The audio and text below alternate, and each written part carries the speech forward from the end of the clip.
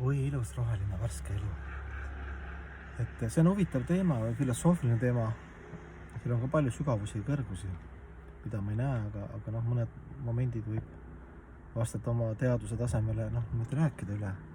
Et väärikus ja siis selline kõrkus, üleolev kõrkus, selline hankara uhkus,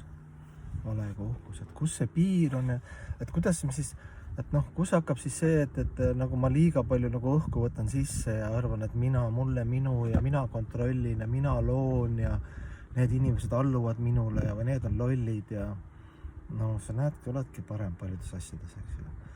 Või siis läbi tänu, isegi selline eluterve väärikus ja uhkus, et näed, et ütleme, et minu õpetaja õpetaja või need pühakud, kus liinis ma olen, et need on nii puhtad ja erilised, et nad lubavad mulle, annavad mulle lootust, et mina ka kunagi jõuan nagu iseendani ja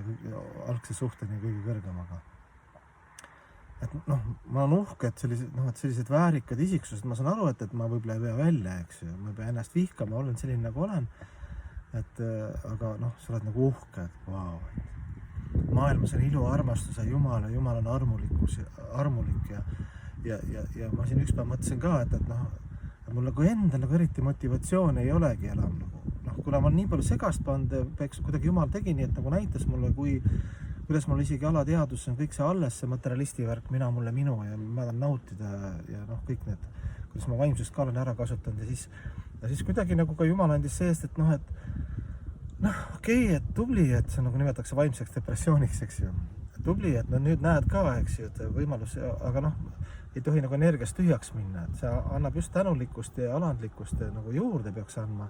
ja just jõudu, mõtlesin, et nii palju elus olendid, kelle nimel nagu veel elada, kelle nimel nagu särada ja kõik elus olendid, eks ju, see kogu see maailm, eks ju, et